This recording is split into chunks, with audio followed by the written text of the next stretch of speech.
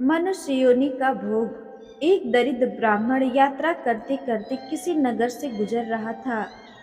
बड़े बड़े महल एवं अट्टिलिकाओं को देखकर ब्राह्मण भिक्षा मांगने गया, किंतु उस नगर में किसी ने भी उसे दो मुट्ठी अन्न नहीं दिया।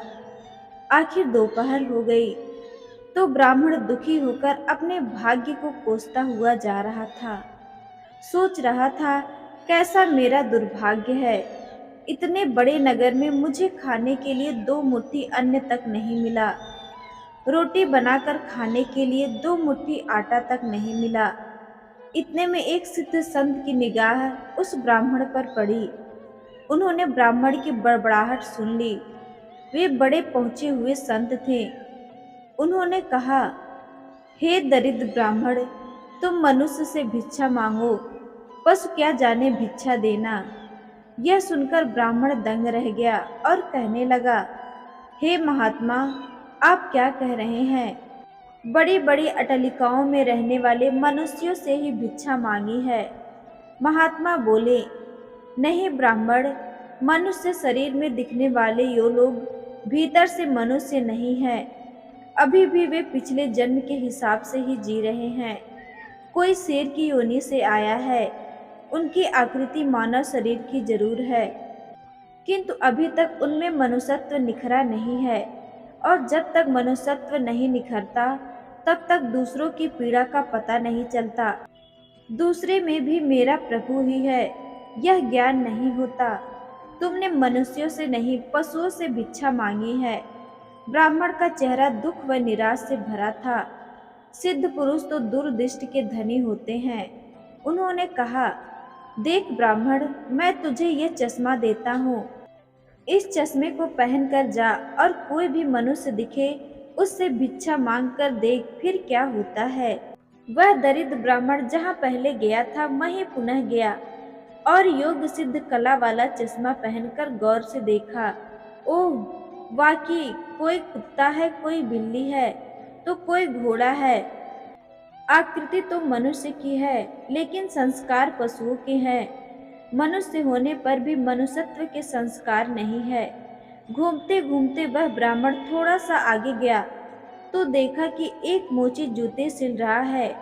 ब्राह्मण ने उसे गौर से देखा तो उसमें मनुष्यत्व का निखार पाया। ब्राह्मण ने उसके पास जाकर कहा, भाई तेरा धंधा तो बहुत हल्का है और मैं भी ब्राह्मण रीत रिवाज एवं कर्म कांड को बड़ी चुस्ती से पालता हूँ। मुझे बड़ी भूख लगी है, इसलिए मैं तुझसे मांगता हूँ, क्योंकि मुझे तुझमें मनुष्यत्व दिखा है। उस मोचे की आंखों से टप टप आंसू बरसने लगे। वह बोला, हे प्रभु, आप भूखे हैं। हे मेरे भगवान, आप भूखे हैं। इतनी देर आप कहाँ थे?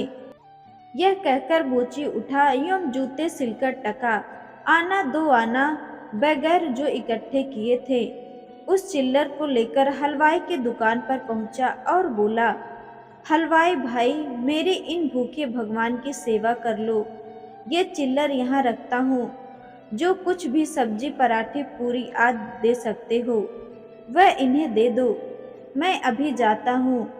यह कहकर मोची भागा और घर जाकर अपने हाथ बनाई हुई एक जोड़ी जूती ले आया। यम चौराहे पर उसे बेचने के लिए खड़ा हो गया। उस राज्य का राजा जूतियों का बड़ा शौकीन था।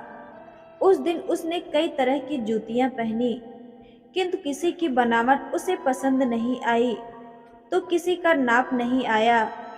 2-5 बार प्रयत्न करने पर भी राजा को कोई पसंद नहीं आई तो राजा मंत्री से क्रुद्ध होकर बोला, अगर इस बार ढंग की जूती लाया तो जूती वाले को इनाम दूंगा, और ठीक नहीं लाया तो मंत्री के बच्चे तेरी खबर लूंगा। देव योग से मंत्री की नजर इस मोची के रूप में खड़े असली मानव पर पड़ गई, जिसमें मानवता खिली थी, जिसकी आंखों में कुछ प्रेम के भाव थे, चित्त में दया करुणा थी।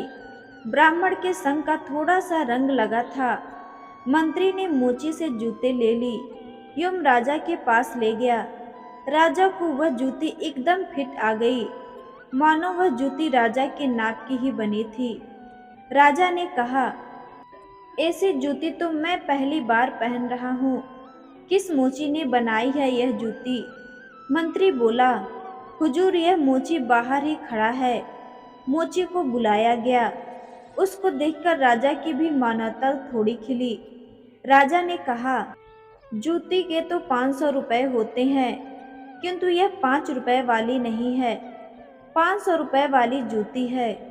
जूती बनाने वाले को 500 रुपये और जूते के 500, कुल 1000 रुपये इसको दे दो। मोची बोला, राजा जी तनिक ठहरिए, यह जूती मेरी नहीं है, जिसकी है उसे मैं अभी ले आता हूँ। मोची जाकर विनय पूर्वक उस ब्राह्मण को राजा के पास ले आया एवं राजा से बोला, राजा जी यह जूती इन्हीं की है। राजा को आश्चर्य हुआ। वह बोला, यह तो ब्राह्मण है, इसकी जूती कैसे? राजा ने ब्राह्मण से पूछा तो ब्राह्मण ने कहा, मैं तो ब्राह्मण हूँ, यात्रा करने निकला हूँ। राजा, मोची जूती तुम बेच रहे थे, इस ब्राह्मण ने जूती कब खरीदी और बेची? मोची ने कहा, राजन मैंने मन में ही संकल्प कर लिया था कि जूती की जो रकम आएगी वह इन ब्राह्मण देव की होगी। जब रकम इनकी है तो मैं इन रुपयों को कैसे ले सकता हूँ, इसलिए मैं इन्हें ले आया हूँ। न जाने किस जन्म में मैंने दान करने का संकल्प कर लिया होगा और मुकर गया, तभी तो यह मोची का चेला मिला है।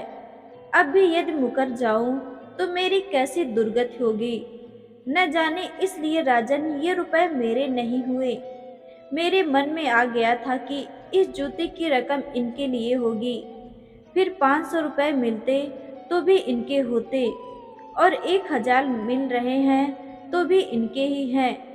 हो सकता है मेरा मन बेईमान हो जाता, इसलिए मैंने रुपयों को न छुआ और असली अधिकारी को ले आया।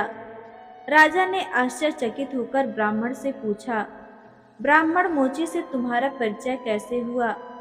ब्राह्मण ने सारी आप बीती सुनाते हुए सिद्ध पुरुष के चश्मे वाली बात बताई और कहा कि राजन, आपके राज्य में पशुओं के दर्शन तो बहुत हुए, लेकिन मनुष्यत्व का अंश इन मोची भाई में ही नजर आया। राजा ने कौतूहलवश कहा, लाओ वह चश्मा, जरा हम भी तो देखें। राजा ने चश्मा लगाकर देखा तो दरबारियों में भी उसे कोई सियार दिखा तो कोई हिरण, कोई बंदर दिखा तो कोई रिछ। राजा दंग रह गया कि यह तो पशुओं का दरबार भरा पड़ा है। उसे हुआ कि ये सब पशु हैं तो मैं कौन हूँ। उसने आईना मंगवाया एवं उसमें अपना चेहरा देखा तो शेर। उसके आश्चर्य की सीमा न रही। ये सारे जंगल के प्राणी और मैं जंगल का राजा शेर, यहाँ भी इनका राजा बना बैठा हूँ। राजा ने कहा, ब्राह्मण देव, योगी महाराज का यह चश्मा तो बड़ा गजब का है।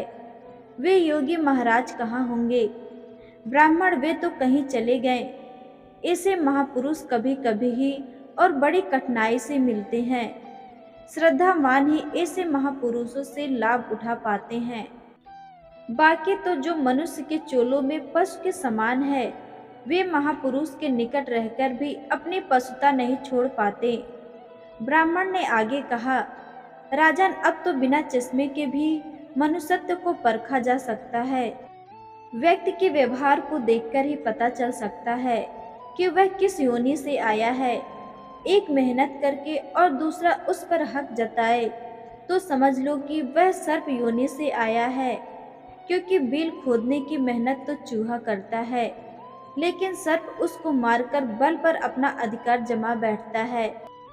अब इस चश्मे के बिना भी विवेक का चश्मा काम कर सकता है और दूसरों को देखें, उसकी अपेक्षा स्वयं को ही देखें कि हम सर्प योनि से आए हैं कि शेर योनि से आए हैं। यह सचमुच में हमसे मनुष्यता खिली है। यदि पशुता बाकी है तो वह मनुष्यता में बदल सकती है कैसे? कुसंस्कारों को छोड़ दे, बस अपने कुसंस्कार आप निकालेंगे तो ही निकलेंगे।